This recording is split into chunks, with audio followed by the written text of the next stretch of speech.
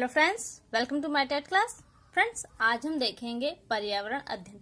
पर्यावरण अध्ययन का जो हमारा पहला टॉपिक है वह परिवार यानी कि फैमिली। पहले हम आपका सिलेबस देख लेते हैं। देखिए, आपका ये सिलेबस दिया है यहाँ पे पर्यावरण अध्ययन, और देखिए पर्यावरण अध्ययन में आपको पढ़ना क्या है ये भी साफ साफ दिया है। विज्ञान, इतिहास, भूगोल, नागरिक शास्त्र एवं पर्यावरण, यानी कि ये जो टॉपिक्स हैं वो आपके इतने सब्जेक्ट्सों से उठाए गए हैं, ये सारे टॉपिक्स। तो देखिए, अगर हम परिवार देखें, आपका परिवार तो वैसे आपके इतिहास भूगोल के अंतर्गत, इतिहास के अंतर्गत चला जाता है। वहीं पे हम भोजन व्यवस्था देखें तो ये आपका विज्ञान के अंतर्गत, आवास भी आपका विज्ञान के अंतर्गत आएगा, पेड़ पौधे एवं जंतु ये भी विज्ञान है, हमारा परिवेश ये एक पर्यावरण का टॉपिक हो जाता है। वहीं अगर हम मेला देखें तो मेला हमारे इतिहास से रिलेटेड पॉइंट हो जाता है, और स्थानीय पेशे से जुड़े व्यक्ति एवं व्यवसाय ये भूगोल का हो जाता है। वहीं जल हम कहें तो जल हमारा भूगोल में भी चला जाएगा और विज्ञान में भी चला जाएगा।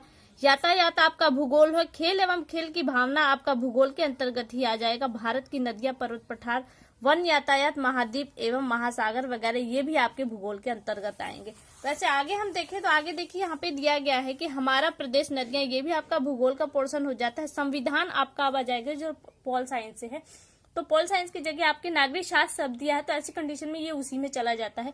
ये आपका आ गया।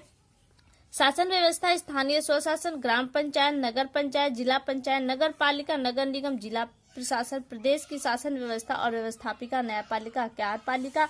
और यहीं हम देखें तो राष्ट्रीय पर्व, राष्ट्रीय प्रतीक, मतदान और राष्ट्रीय एकता, ये सब आपके आ जाते हैं आपके नागरिक शास्त्र में। यहीं फिर देखिए पर्यावरण शब्द देकर आपको कुछ पॉइंट्स और दिए हैं, जैसे दिया है आवश्यकता, पर्यावरण का महत्व एवं उपयोगिता, पर्यावरण संरक्षण के प्रति सामाजिक दायित्व बोध, पर्यावरण संरक्षण हेतु संचालन योजनाएं। ये आपके आगे टॉपिक्स पर्यावरण के अंतर्गत। और फिर यहाँ पे दिया ख पॉइंट में आपके दिया गया है पर्यावरण जो अध्यापन संबंधी मुद्दे हैं वो दिए गए, जिन्हें हम प्रश्नों के माध्यम से देखेंगे। फिलहाल आज हम देखने जो वाले हैं वो हमारा है परिवार, यानी कि विषय वस्तु और पर्यावरण के देखें तो पहला टॉपिक आपका था परिवार, और आज हम परिवार को देखेंगे। तो आइए स्टार्ट करते हैं अपनी वीडियो को, देखते हैं परिवार में क्या है। यूनानी दार्शनिक अरस्तु के अनुसार मनुष्य एक सामाजिक प्राणी है। आप जानते हैं कि मनुष्य का अस्तित्व समाज से, अगर समाज नहीं तो मनुष्य का अस्तित्व भी नहीं रहेगा। आगे दिया है प्रत्येक व्यक्ति के जीवन में परिवार की भूमिका अत्यंत महत्वपूर्ण होती है। परिवार ही वह सर्वप्रथम समुदाय है जिसमें मनुष्य सामूहिक रूप से रहना सीखता है, यानी कि अगर सामाजिक रूप से उसे कुछ सिखाया जाता है तो वो परिवार के अंतर्गत ही सिखाया जाता है। आगे दिया है कि समाज की सर्वप्रथम सूक्ष्म इकाई क्या है, वो परिवार है। देखिए, जिस तरह से हम हिंदी में पढ़ते हैं कि भाषा की जो सर्वप्रथम इकाई है वो क्या है, तो आप कहते हैं कि वर्ण है। उसी तरह से इस समाज की जो सर्वप्रथम इकाई है वो आपका है परिवार। आगे दिया है कि परिवार सामाजिक जीवन की प्रथम पाठशाला होता है। देखिए, अगर बच्चे का सामाजिकरण होता है तो वो परिवार में होता है, और यही कारण है कि परिवार को सामाजिक जीवन की प्रथम पाठशाला कहा जाता है। जिन बच्चों ने सोशियो पढ़ा होगा तो उन्हें देखा होगा कि अगर बच्चे का जो अस्तित्व है वो परिवार के बाहर नहीं है। क्यों नहीं है? क्योंकि उन्होंने पढ़ा होगा कि जो रामू नाम का बच्चा था जिसे भेड़िया उठा ले गए, तो उन्होंने देखा जब वो भेड़िए की संगत में रहने लगा तो उसका सारा व्यवहार, उस बच्चे का सारा व्यवहार भेड़ियों के जैसा था। तो वहां उसके अंदर सामाजिकरण नहीं हुआ, क्योंकि वो एक परिवार के बीच में नहीं रहा, वरन पशुओं के बीच में रहा। तो यही कहा जा रहा है कि सामाजिकरण की जो प्रक्रिया है वो कहाँ से प्रारंभ होती है, तो वो परिवार से प्रारंभ होती है। इसलिए परिवार को ही सामाजिक जीवन की प्रथम पाठशाला माना जाता है। आगे व्यक्ति परिवार में पारस्परिक स्नेह, सहयोग, सेवा की भावना, अनुशासन, आज्ञाकारिता इत्यादि अनेक चीजों को सीखता और इन्हीं बंधनों के बीच वो जीवन यापन करता है। अब देखिए परिवार के प्रकार। परिवार के देखिए प्रकार है यहाँ पे वंश के आधार पर, विवाह के आधार पर, आकार के आधार पर, अधिकार और सत्ता के आधार पर, निवास के आधार पर और संबंध के आधार पर। इस प्रकार से आप देख सकते हैं जो परिवार के प्रकार है वो 6 प्रकार है। अब देखिए हर में एक खंड दिया गया है। जैसे दिया है वंश के आधार पर जो परिवार है उसमें 2 है। कौन से हैं? एक है पितृवंशीय परिवार, एक होता है मातृवंशीय परिवार। मातृवंशीय परिवार पितृ, जो जिसे हम देखिए हमारे जो परिवार है वो पिता के वंश के अनुसार से चलता है। अगर हमारा कोई परिचय देता है तो हमारे पिता का नाम या हमारे दादा का नाम बताकर हमारा परिचय देता है, तो ये कहलाता है पितृवंशीय। उसी तरह से आपका आता है मातृवंशीय परिवार। मातृवंशीय परिवार जिनमें जो वंश परंपरा है वो माता के नाम से जाने, यानी कि आपको कोई जानेगा तो आप अपनी माँ का नाम से बताएंगे तो जानेगा, आपके बाहर में कोई जानता है तो आपको माँ के नाम से जाता है, वो होता है मातृवंशीय परिवार। और ये किस तरह के समुदायों में पाया जाता है मातृवंशीय परिवार? पितृवंशीय परिवार के तो हम स्वयं है, क्योंकि हमें पिता के नाम से जाना जाता है। और मातृवंशीय परिवार में आपके आते हैं गारो खासी। जो गारो खासी की जातियां हैं उनमें इस तरह के वंश के परिवार देखने को मिलते हैं। फिर है विवाह के आधार पर। विवाह के आधार पर देखिए 4 दिए है। पहला एक विवाही परिवार जो हमारा परिवार कहलाता है। बहुविवाही जहाँ पे एक के साथ बहुत सारे विवाह होते हैं, जो खासतौर से मुस्लिमों में देखने को मिलता है। फिर आता है बहुपति विवाह, जहाँ पे एक स्त्री कई सारे पतियों से विवाह करती है, पुरुषों से विवाह करती है, तो वो बहुपति विवाह होता है। और ये आपका टोडा खासी जो टोडा जनजाति, इसमें आपको देखने को मिलते हैं इस तरह के परिवार।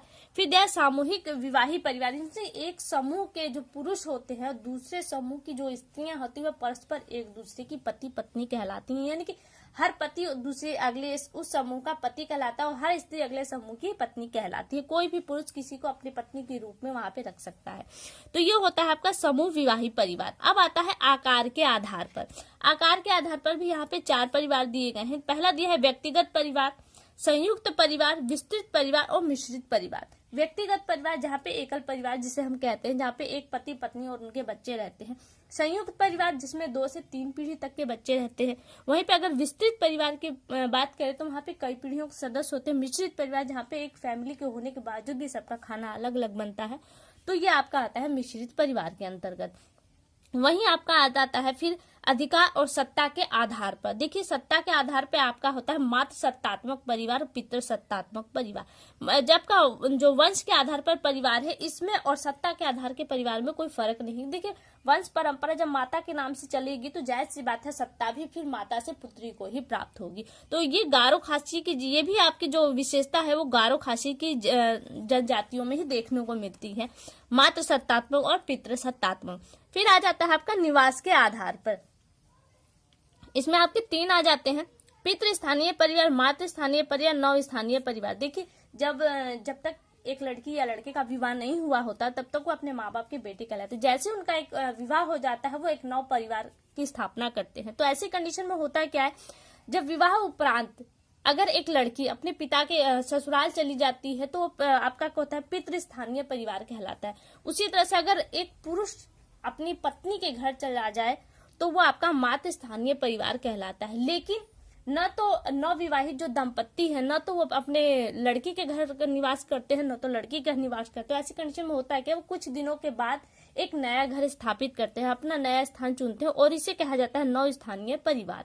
फिर आता है आपके संबंध के आधार पर।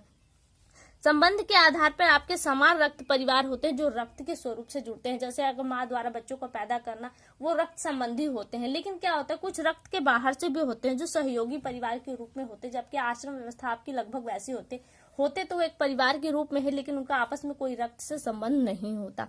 ये तो हो गया आपके परिवार के प्रकार। अब आगे देखिए जो एकल परिवार है उसके गुण और दोष क्या क्या है।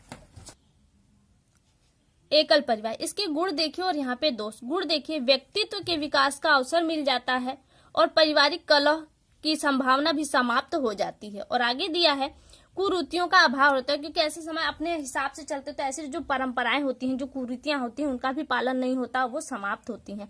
अब इनके दोष क्या है, संकट की दृष्टि से अनुपयुक्त, यानी कि अगर कोई विषम स्थितियां आ जाए, मतलब कोई हॉस्पिटल में एडमिट, तो ऐसे कंडीशन में होता है कि माँ बाप वहां रहेंगे तो घर पे कौन रहेगा, बच्चों को कौन देखा, तो ये एक दोष निकल कर आता है। वहीं पे आपका था स्वार्थ की प्रबल भावना। ऐसे व्यक्ति ज्यादा स्वार्थी हो जाए क्योंकि सिर्फ अपने 4 व्यक्तियों के बीच तक ही वो सोचते हैं और अन्य के बारे में सहयोग की भावना उनके अंदर विकसित नहीं होती, जिसके कारण हम ये कह सकते हैं कि उनके अंदर स्वार्थ की भावना बन जाती है। वहीं दिया है बच्चों की उपयुक्त देखभाल न हो पाना। बच्चों, अगर माँ बाप दोनों ही काम करने वाले निकल जाए तो ऐसी कंडीशन में घर में बच्चों को देखने वाला कोई नहीं रहता, इसलिए कहा जा रहा है कि बच्चों की जो उपयुक्त देखभाल है वो नहीं हो पाती। वहीं पे फिर इसके सामने कुछ और पॉइंट्स दिए हैं कि संयुक्त परिवार समानतः 2-3 पीढ़ियां सम्मिलित होती है। भारत में संयुक्त परिवार अधिक देखने को मिलते हैं। अब ये देखिए संयुक्त परिवार दिया। अब संयुक्त परिवार के गुण और दोषों को भी देख लेते हैं और ये हमारा टॉपिक यहाँ पे समाप्त हो जाएगा। संयुक्त परिवार जहाँ पे 2 या 3 पीढ़ियां एक साथ रहती हैं। इसके गुण देखिए। गुण दिया है परिवार के सदस्यों में नागरिक गुणों का विकास होता है, क्योंकि क्या होता है, वो जो बड़े बुजुर्ग होते हैं वो बच्चों को एक नागरिकता उस तरह से नैतिक गुण प्रदान करते हैं जिसके कारण उनका नैतिक विकास होता है। आर्थिक अपत्य पर रोक, यानी कि अगर कोई व्यक्ति कमाने वाला न हो तो भी उस कंडीशन में परिवार का भरण पोषण हो जाता है। आगे दिया है इसके गुण में घरेलू एवं बाह्य कार्य हेतु श्रम विभाजन की सुविधा उपलब्ध होती है। बहुत सारे व्यक्तियों के होने की वजह से ये होता है कौन व्यक्ति बाहर कार्य करेगा, कौन व्यक्ति घरेलू कार्य करेगा, और इस कंडीशन में श्रम विभाजन बन जाता है। परिवार के सदस्यों में त्याग, सहयोग जैसे मानवीय मूल्यों का भी विकास होता है, क्योंकि वो परस्पर केवल अपने तक ही सीमित नहीं होते, परिवार के अन्य सदस्यों को भी लेकर चलते हैं, उनकी किन्हीं भावनाओं को ठेस न पहुंचे ये सब सोचते हुए चलते हैं।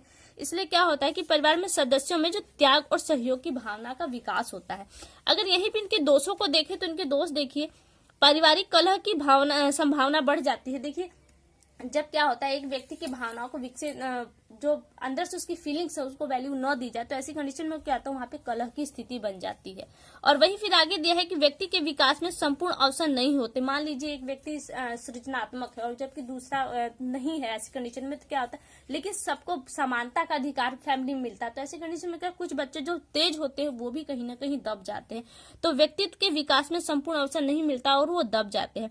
स्त्रियों की दुर्दशा होती है और बालक के विकास में बाधा होती है, क्योंकि हम क्या होता है सबको एक बराबर लेकर चलते हैं। कोई बालक कमजोर हो तो उसे भी हमको उसी कंडीशन पे लेकर चलना होता है, जो तेज होते हैं उनको भी उसी कंडीशन पे लेकर चलना। तो होता क्या है बहुत से बालकों का विकास यहाँ पर रुक जाता है। तो फ्रेंड्स ये हो गया आपका परिवार। अब हमारा अगला टॉपिक होगा आश्रय, जिसे हम अगले दिन देखेंगे। तो फिलहाल के लिए केवल इतना ही, अगली वीडियो में आपसे फिर मुलाकात होगी, तब तक के लिए नमस्कार।